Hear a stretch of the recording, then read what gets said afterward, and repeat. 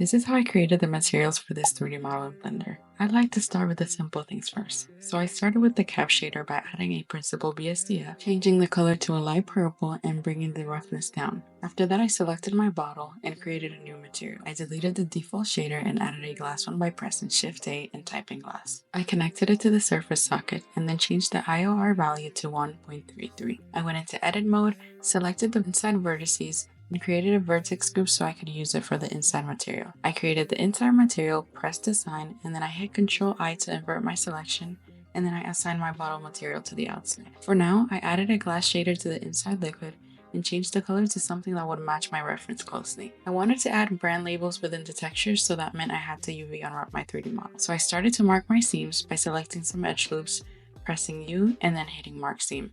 Once I was happy with my seams, I pressed U once again, but this time I selected Unwrap. In the UV Editors tab, I selected my UVs, rotated them, and then scaled 2 edges in the Y-axis by 0 and 2 in the X-axis by 0. I selected that face, hit Ctrl L to select all the other faces, and then I pressed U again and selected Follow Active Quads. I followed the same process for the other UV island. I recorded the process of creating the shaders, but honestly it was all over the place, so I'm going to go over the materials and show you what everything is. For the liquid inside material, I built upon that glass shader we initially had, and I added a color ramp with 2 colors. I connected a gradient texture to it and also added a mapping node as well as a texture coordinates node. I rotated the Y value to 90 degrees, and this is what the gradient texture looked like.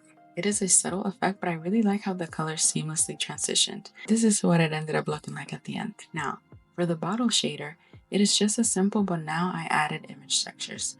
The initial glass shader that I created was connected to a mix shader. I added a principal BSDF with a light purple color and connected that to the mix shader as well.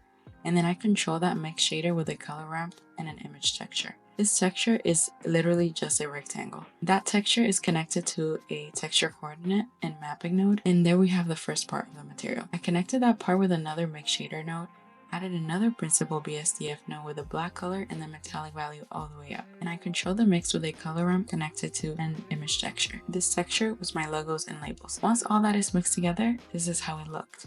Oh, before I forget, this was the inside tube. This was really a simple setup. All I did was mix a transparent shader with a glass shader. I mixed them together with a color ramp by connecting a layer weight node, the facing output to the factor.